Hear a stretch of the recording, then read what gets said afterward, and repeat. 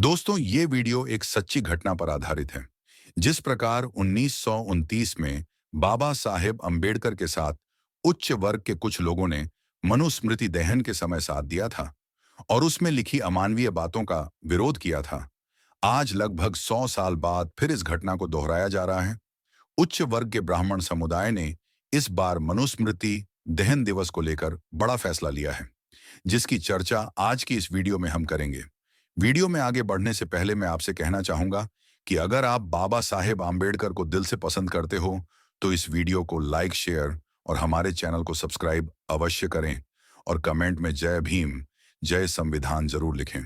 तो चलिए शुरू करते हैं। देश के एक शांत से इलाके में, जहां हवा में अभी भी पुरानी परंपराओं की सुगंध बसी हुई थी, एक असामान्य बैठक हो रही थी। यह जगह थी उत्तर प्रदेश के एक छोटे से शहर की एक पुरानी हवेली, जहां दीवारें सदियों पुरानी कहानियां सुना रही थीं।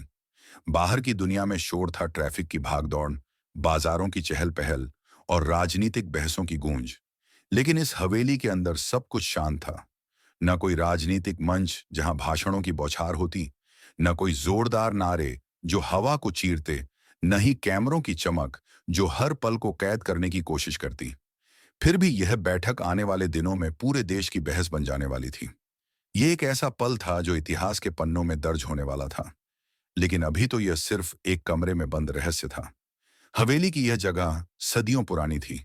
उसके आंगन में पीपल का एक विशाल वृक्ष खड़ा था, जो प्रतीक था स्थिरता का। लेकिन आज इसी स्थिरता को चुनौती देने वाली हलचल हो रही थी। कमरे की खिड़कियों से झांकती शाम की किरणें दीवारों पर लंबी परछाइयां डाल रही थीं, मानो वे भी इस गहन चिंतन का हिस्सा बनना चाहती हों। कमरे में बैठे थे 50 ब्राह्मण। ये वे लोग थे जिन्हें समाज ने हमेशा से ज्ञान के रखवाले माना था। उनके चेहरों पर न तो जनेऊ का वह गर्व था जो अक्सर जातीय श्रेष्ठता का प्रतीक बन जाता है, न ही जाति की वह अकड़ जो सदियों से चली आ रही है।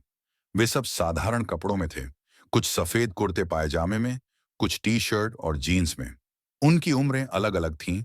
कुछ युवा थे जिनके चेहरों पर जीवन की नई उम्मीदें चमक रही थीं, कुछ बुजुर्ग जिनकी आंखों में अनुभव की गहराई थी। लेकिन सबके बीच एक समानता थी, एक गहन चिंतन, एक आंतरिक संघर्ष जो उनके चेहरों पर साफ झलक रहा था। कमरा बड़ा था, लेकिन हवा भारी लग रही थी। दीवारों पर पुरानी किताबें रखी हुई थीं, वेद, उपनिषद, महाभारत की प्रतियां। लेकिन आज इन किताबों की जगह पर कुछ और था। एक टेबल पर रखी हुई मनुस्मृति की एक पुरानी प्रति, जो सबकी नजरों का केंद्र बिंदु बनी हुई थी। यह किताब पीली पड़ चुकी थी, उसके कवर पर सोने की कढ़ाई धुंधली हो चुकी थी, लेकिन इसके अंदर के शब्द अभी भी जीवित थे, सदियों से समाज को आकार दे रहे थे। कमरे की हवा में एक अजीब सी तनाव था, जैसे हर कोई जानता हो कि आज का यह फैसला उनके जीवन को हमेशा के लिए बदल देगा। कुछ लोग कुर्सियों पर झुके हुए बैठे थे। उनके हाथों में चाय के कप ठंडे हो चुके थे, लेकिन वे पीने की बजाय सोचने में मग्न थे। उन सब के बीच खड़ा था एक व्यक्ति, राजीव पांडे। राजीव कोई आंदोलनकारी परिवार से नहीं आता था। वह एक साधारण ब्राह्मण परिवार में पैदा हुआ था, जहां हर सुबह मंत्रों की गूंज से दिन शुरू होता था। उसके पिता एक पंडित थे जो मंदिर में पूजा कराते थे और गांव के लोगों को शास्त्रों की व्याख्या करते थे। राजीव ने बचपन से वही सीखा जो उसे सिखाया गया, शास्त्र, परंपरा, मर्यादा। स्कूल में वह टॉपर था। कॉलेज में वह संस्कृत और दर्शन शास्त्र का छात्र रहा। उसने कभी विद्रोह नहीं किया, कभी सवाल नहीं उठाए। लेकिन जीवन की धारा कभी कभी अप्रत्याशित मोड़ लेती है। एक दिन जब वह अपनी लाइब्रेरी में बैठा था, उसकी नजर मनुस्मृति पर पड़ी।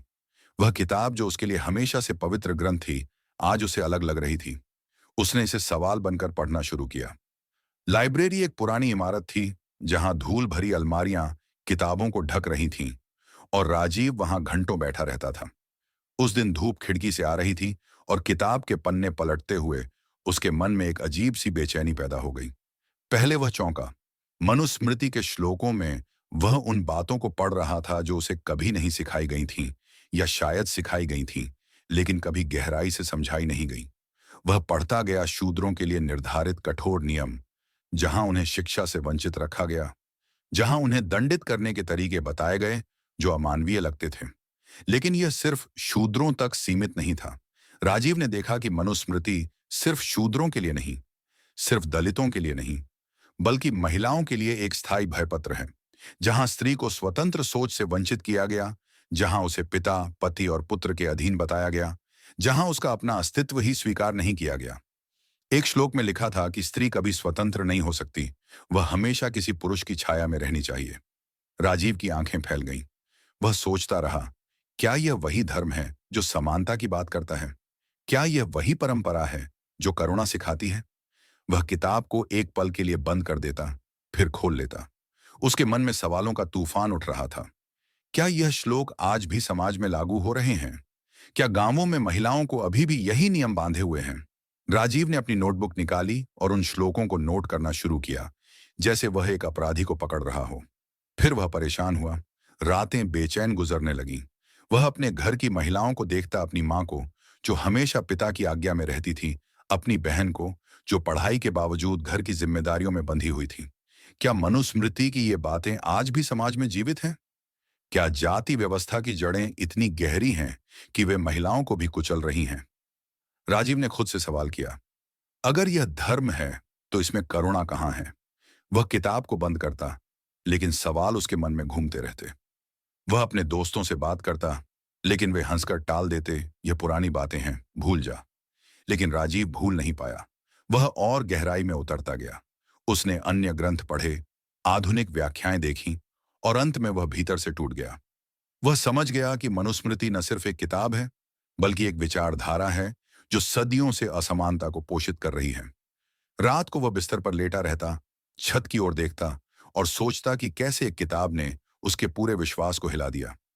उसके मन में अंबेडकर की छवि उभरने लगी, जो एक दलित होने के बावजूद पूरे समाज को चुनौती दे रहे थे। राजीव ने फैसला किया कि अब चुप्पी तोड़नी होगी। उसी रात उसने इतिहास के पन्ने पलटे, किताबों की अलमारियां खंगालीं, इंटरनेट पर घंटों बिताए, और वहां उसे मिले बाबा साहेब अंबेडकर। 1927 महान, वह ऐतिहासिक घटना जहां अंबेडकर ने मनुस्मृति का दहन किया था। राजीव ने पढ़ा कैसे अंबेडकर ने दलितों के अधिकारों के लिए लड़ाई लड़ी, कैसे उन्होंने संविधान बनाया जो समानता पर आधारित था। लेकिन एक बात इतिहास ने हमेशा हल्के में कही, बाबा साहेब के साथ कुछ तर्कशील ब्राह्मण बुद्धिजीवी भी खड़े थे। वे ब्राह्मण जो अपनी जाति की श्रेष्ठता को त्याग कर न्याय की तरफ खड़े हो गए थे। यहीं राजीव को अपनी राह दिखी। वह सोचता रहा, अगर वे कर सकते थे तो मैं क्यों नहीं? अगर ब्राह्मण होना ज्ञान का प्रतीक है तो गलत को चुनौती देना भी हमारा कर्तव्य है। राजीव ने महान सत्याग्रह की पूरी कहानी पढ़ी, कैसे हजारों दलितों ने पानी के अधिकार के लिए संघर्ष किया, कैसे मनुस्मृति को आग में झोंक दिया गया। लेकिन राजीव को हैरानी हुई कि उन ब्राह्मणों के नाम इतिहास में कम ही दर्ज हैं। शायद इसलिए क्योंकि समाज श्रेष्ठता की कहानी पसंद करता है, न कि समानता की। इस पढ़ाई ने राजीव को नई ऊर्जा दी। वह अब अकेला महसूस नहीं कर रहा था। इस विचार ने उसे प्रेरित किया। उसने फैसला किया कि वह अकेला नहीं रहेगा। उसने 50 लोगों को बुलाया, वे ब्राह्मण जो उसके जैसे ही थे, सोचने वाले, पढ़े लिखे, लेकिन चुप। कुछ शिक्षक थे, कुछ वकील, कुछ लेखक। उसने उन्हें उस हवेली में इकट्ठा किया।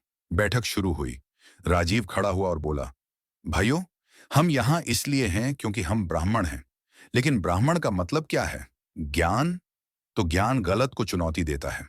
उसने मनुस्मृति के उन हिस्सों को पढ़कर सुनाया जो असमानता को बढ़ावा देते हैं। उसने अंबेडकर की कहानी सुनाई, महान सत्याग्रह की।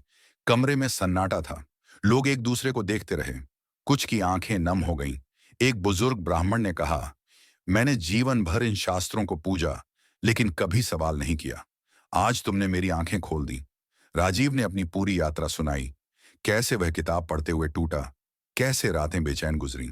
उसने उदाहरण दिए, जैसे अध्याय 5, श्लोक 148, स्त्री को कभी स्वतंत्र नहीं होना चाहिए।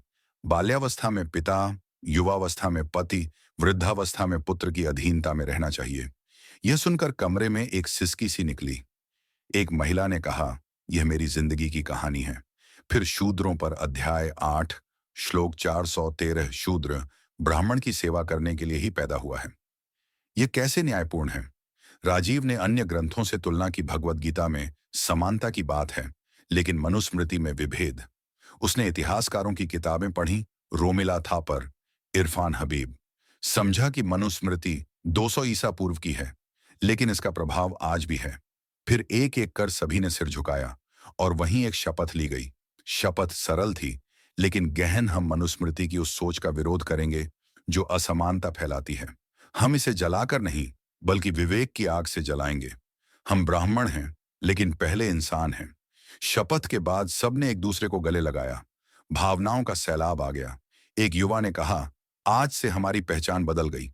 बुजुर्ग ने आशीर्वाद दिया, यह कदम सदियों का आड़ चुकाएगा। लेकिन उन्हें अंदाजा नहीं था कि यह शपथ तूफान बन जाएगी। बैठक खत्म हुई, लेकिन विचार फैलने लगे। किसी ने फोटो ली, किसी ने सोशल मीडिया पर पोस्ट किया, और धीरे धीरे खबर बाहर आई। लेकिन अभी तो यह सिर्फ शुरुआत थी। हवेली के बाहर रात हो चुकी थी। चांद की रोशनी में पीपल का वृक्ष और भी रहस्यमय लग रहा था, मानो वह भी इस शपथ का साक्षी बन गया हो। अब इस घटना को गहराई से समझने के लिए हमें पीछे जाना होगा। राजीव पांडे की कहानी सिर्फ एक व्यक्ति की नहीं है। यह उन लाखों लोगों की कहानी है जो परंपरा और विवेक के बीच फंसे हुए हैं। राजीव का जन्म एक छोटे से गांव में हुआ था। उसके दादा एक प्रसिद्ध पंडित थे जो गांव के मंदिर में पूजा कराते थे। बचपन में राजीव को जनेऊ संस्कार हुआ, जहां उसे बताया गया कि वह ब्राह्मण है, ज्ञान का रखवाला। स्कूल में वह संस्कृत सीखता, घर में मंत्र पढ़ता। लेकिन कॉलेज पहुंचते पहुंचते दुनिया बदल गई। वह दिल्ली यूनिवर्सिटी गया, जहां उसे आधुनिक विचारों से सामना हुआ। वहां वह दलित साहित्य पढ़ा, फेमिनिस्ट थ्योरी समझी। लेकिन मनुस्मृति पर सवाल तब उठा जब उसने एक किताब पढ़ी, riddles in Hinduism by Ambedkar. उस किताब ने उसके मन में आग लगा दी। राजीव ने महीनों तक रिसर्च की। उसने मनुस्मृति के मूल श्लोक पढ़े। उदाहरण के लिए, अध्याय 5, श्लोक 148, स्त्री को कभी स्वतंत्र नहीं होना चाहिए। यह पढ़कर राजीव का दिल टूट गया। वह सोचता, मेरी माँ बहन इसी के कारण दबी हुई है। फिर शूद्रों पर अध्याय 8, श्लोक 413, शूद्र ब्राह्मण की सेवा करने के लिए ही पैदा हुआ है। यह कैसे न्यायपूर्ण है? राजीव ने अन्य ग्रंथों से तुलना की। उसने वेदों में समानता के संकेत ढूंढे, उपनिषदों में आत्मा की एकता पढ़ी। लेकिन मनुस्मृति अलग लग रही थी। वह आधुनिक विद्वानों की राय पढ़ता, रामचंद्र गुहा की किताबें, जहां बताया गया कि मनुस्मृति बाद का ग्रंथ है जो ब्राह्मणवादी व्यवस्था को मजबूत करने के लिए लिखा गया। राजीव ने नोट्स बनाए, डायग्राम खींचे, जैसे वह एक केस स्टडी कर रहा हो। इस रिसर्च ने उसे बदल दिया। वह अपने दोस्तों से बात करता, लेकिन वे डरते। एक दोस्त ने कहा, राजीव, समाज क्या कहेगा? लेकिन राजीव ने जवाब दिया, समाज हम हैं। अगर हम बदलेंगे तो समाज बदलेगा। फिर उसने 50 लोगों को चुनकर बुलाया। ये लोग अलग अलग पृष्ठभूमि से थे। एक था प्रोफेसर रामेश्वर शर्मा, जो यूनिवर्सिटी में संस्कृत पढ़ाते थे। वे कहते, मैंने जीवन भर मनुस्मृति पढ़ाई, लेकिन कभी उसके अंधेरे पक्ष को नहीं देखा। दूसरा था युवा वकील अजय तिवारी, जो कहता, कानून में समानता है, लेकिन समाज में नहीं। तीसरा था लेखक सुरेश मिश्रा, जो कहता, शब्दों की ताकत से हम बदलाव ला सकते हैं। इन सबको राजीव ने व्यक्तिगत रूप से आमंत्रित किया। कुछ को फोन पर समझाया, कुछ को चिट्ठी लिखी। हर एक को उसने अपनी कहानी सुनाई। बैठक से पहले ही एक छोटा सा ग्रुप चैट बन गया, जहां वे श्लोक शेयर करते। बैठक के दिन हवेली में माहौल गंभीर था। राजीव ने शुरू किया, भाइयों, हम यहां इसलिए हैं क्योंकि हम ब्राह्मण हैं। लेकिन ब्राह्मण का मतलब क्या है? ज्ञान। तो ज्ञान गलत को चुनौती देता है। उसने स्लाइड्स दिखाए, मनुस्मृति के विवादास्पद श्लोक। लोग सुनते रहे। एक महिला ब्राह्मण, सरिता पांडे, हाँ, महिलाएं भी थीं, बोली, मैं एक महिला हूं। मनुस्मृति मुझे गुलाम बनाती है। मैं इसका विरोध करती हूं। सन्नाटा छाया, फिर तालियां बजीं। चर्चा घंटों चली। हर व्यक्ति ने अपनी कहानी साझा की। एक शिक्षक ने बताया कैसे उनके स्कूल में दलित बच्चों को अलग बिठाया जाता था। एक वकील ने कोर्ट के केस उदाहरण दिए जहां जाति ने न्याय रोका। भावनाएं उफान पर थीं। चाय के दौरान भी बातें चलती रहीं। शपथ का पल भावुक था। सभी ने हाथ उठाया। हम शपथ लेते हैं कि हम मनुस्मृति की असमानतापूर्ण सोच का विरोध करेंगे। हम इसे जलाकर प्रतीकात्मक विरोध करेंगे, जैसे अंबेडकर ने किया। लेकिन असली आग विवेक की होगी। शपथ के बाद चाय पी गई, लेकिन मन में उथल पुथल थी। किसी को अंदाजा नहीं था कि यह खबर वायरल हो जाएगी। एक सदस्य ने फेसबुक पर पोस्ट किया, 50 ब्राह्मणों ने मनुस्मृति जलाने की शपथ ली, और बस तूफान शुरू हो गया। लेकिन यह तूफान अभी छोटा था। इस घटना ने समाज के कई पहलुओं को छुआ। पहले तो ब्राह्मण समुदाय में हलचल मची। कुछ ने इसे विश्वासघात कहा, कुछ ने समर्थन किया। राजीव को फोन आने लगे, तुम ब्राह्मण होकर ऐसा कर रहे हो। लेकिन राजीव का जवाब था, ब्राह्मण होकर ही कर रहा हूं, क्योंकि ज्ञान अंधविश्वास नहीं सहता। फिर महिलाओं का मुद्दा। मनुस्मृति में महिलाओं की स्थिति पर बहस छिड़ गई। फेमिनिस्ट ग्रुप्स ने समर्थन किया, यह महिलाओं की मुक्ति की दिशा में कदम है। दलित संगठनों ने कहा, अंबेडकर की विरासत को ब्राह्मणों का समर्थन मिलना ऐतिहासिक है। राजीव ने एक छोटा सा वीडियो बनाया जहां उसने शपथ की व्याख्या की। यह वीडियो साझा होने लगा। लोग कमेंट्स में अपनी कहानियां लिखने लगे। एक महिला ने लिखा, मेरी शादी मनुस्मृति के नियमों से हुई, आज आजादी मिली। एक दलित युवा ने कहा, ब्राह्मण भाई का धन्यवाद। लेकिन यह सिर्फ शुरुआत थी। बैठक के बाद राजीव ने एक ब्लॉग लिखा जहां उसने अपनी यात्रा विस्तार से बताई। ब्लॉग वायरल हुआ, लोग शेयर करने लगे, मीडिया ने नोटिस लिया। जैसे ही यह खबर बाहर आई कि 50 ब्राह्मणों ने मनुस्मृति के खिलाफ शपथ ली है और वे इसे प्रतीकात्मक रूप से जलाने वाले हैं, पूरे देश में एक साथ हलचल मच गई। सोशल मीडिया पर वह संदेश तेजी से फैलने लगा। पहले तो कुछ लोगों ने इसे मजाक समझा, फिर कुछ ने आश्चर्य व्यक्त किया, लेकिन बहुत जल्दी यह खबर हर बड़े न्यूज चैनल की हेडलाइन बन गई। अखबारों ने अगले दिन सुर्खियां छापीं, वेबसाइटों पर लेख आने लगे और सोशल मीडिया पर हैशटैग ट्रेंड करने लगे। खबर का शीर्षक हर जगह लगभग एक जैसा था कि 50 ब्राह्मणों ने मनुस्मृति जलाने की शपथ ली है। बस इतनी सी बात ने पूरे देश को दो स्पष्ट हिस्सों में बांट दिया। एक तरफ गुस्सा और आक्रोश की लहर थी, दूसरी तरफ गहन सवाल और समर्थन की आवाजें उठने लगीं। एक तरफ वे लोग थे जो इसे सीधे धर्म पर हमला मान रहे थे। उनके लिए यह परंपरा का अपमान था, हिंदू संस्कृति की जड़ों पर प्रहार था। सोशल मीडिया पर कमेंट्स की बाढ़ आ गई। लोग लिख रहे थे कि ब्राह्मण होकर अपनी ही परंपरा को जला रहे हो, यह विश्वासघात है। कुछ कट्टर संगठनों ने बयान जारी किए कि यह हिंदू धर्म को तोड़ने की साजिश है।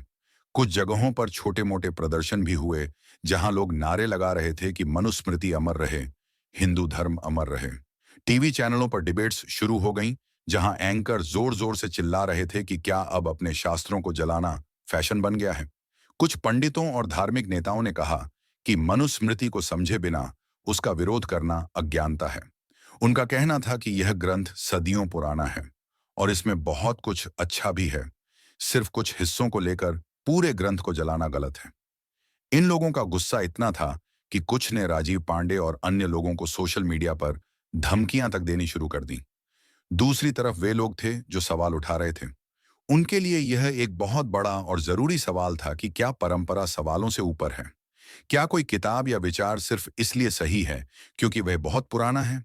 क्या अन्याय को सिर्फ इसलिए ढोते रहना चाहिए क्योंकि वह सदियों से चला आ रहा है? ये लोग सोशल मीडिया पर लिख रहे थे कि आखिरकार कुछ ब्राह्मण खुद अपनी परंपरा के अंधेरे पक्ष को स्वीकार कर रहे हैं। ये तो सराहनीय है। दलित और पिछड़े समुदायों के कई बुद्धिजीवियों ने इसे ऐतिहासिक कदम बताया। महिलाओं के अधिकारों से जुड़े संगठनों ने कहा कि मनुस्मृति में महिलाओं की स्थिति को लेकर जो लिखा है वह आज भी समाज में व्याप्त पितृसत्ता की जड़ है। इसका विरोध होना ही चाहिए। युवा छात्रों ने कैंपस में चर्चाएं शुरू कर दी कि अगर ब्राह्मण खुद मनुवाद पर सवाल उठा रहे हैं तो यह बड़ा बदलाव है। कई लोगों ने लिखा कि यह बाबा साहेब अंबेडकर की विचारधारा की जीत है, क्योंकि अब विरोध सिर्फ बाहर से नहीं, भीतर से भी आ रहा है। इस पूरे माहौल में राजीव पांडे सबसे आगे आ गया। उसने चुप रहने के बजाय खुलकर बोलना शुरू किया। पहले तो उसने एक वीडियो संदेश जारी किया जो सोशल मीडिया पर बहुत तेजी से फैला। उसमें उसने बहुत स्पष्ट और शांत स्वर में कहा कि हम किसी धर्म को नहीं जला रहे, हम उस सोच को चुनौती दे रहे हैं जो एक इंसान को दूसरे इंसान से छोटा और कमतर बनाती है। हम हिंदू धर्म के खिलाफ नहीं हैं, हम अन्याय के खिलाफ हैं। उसने आगे कहा कि अगर बाबा साहेब अंबेडकर गलत होते तो आज हमें संविधान नहीं मिलता जो सभी को बराबर का अधिकार देता है। अगर सवाल उठाना गलत होता तो आज हम लोकतंत्र में सांस नहीं ले रहे होते, जहां हर व्यक्ति की आवाज मायने रखती है।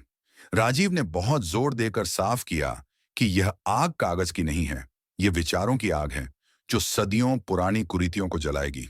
ये लड़ाई ब्राह्मण बनाम दलित की नहीं है, ब्राह्मण बनाम शूद्र की नहीं है। ये लड़ाई न्याय बनाम अन्याय की है, समानता बनाम असमानता की है। राजीव के इस बयान ने बहस को और गहरा कर दिया। कुछ टीवी डिबेट्स में उसे बुलाया गया, जहां उसे तरह तरह की गालियां मिली, सवालों की बौछार हुई। कुछ एंकरों ने उसे देशद्रोही तक कह दिया। सोशल मीडिया पर कुछ अकाउंट से उसे और उसके परिवार को धमकियां मिलने लगीं। लेकिन राजीव और बाकी उन 50 लोगों में से कोई भी पीछे नहीं हटा। उन्होंने एक संयुक्त बयान जारी किया, जिसमें लिखा था कि हमने सदियों तक चुप रहकर बहुत बड़ी गलती की है। अब हम बोलकर और खुलकर विरोध करके वह गलती सुधार रहे हैं। हम जानते हैं कि यह आसान नहीं होगा, लेकिन सच्चाई का रास्ता कभी आसान नहीं होता। हम डरने वाले नहीं हैं, क्योंकि हमारा पक्ष न्याय का है। धीरे धीरे देश के अलग अलग हिस्सों से समर्थन की आवाजें उठने लगीं। उत्तर प्रदेश से लेकर महाराष्ट्र तक, दिल्ली से लेकर बेंगलुरु तक लोग आगे आने लगे। छात्रों ने विश्वविद्यालयों में सेमिनार आयोजित किए, जहां मनुस्मृति और संविधान की तुलना की गई। महिलाओं ने सोशल मीडिया पर अपनी कहानियां साझा करनी शुरू की कि कैसे आज भी समाज में मनुस्मृति जैसे विचार जीवित हैं। कई बुद्धिजीवियों ने लेख लिखे कि यह आंदोलन सिर्फ किताब जलाने का नहीं है, ये सोच बदलने का है। कुछ दलित संगठनों ने कहा कि जब ब्राह्मण खुद मनुवाद पर सवाल उठा रहे हैं, तो ये बहुत बड़ा संकेत है कि बदलाव आ रहा है।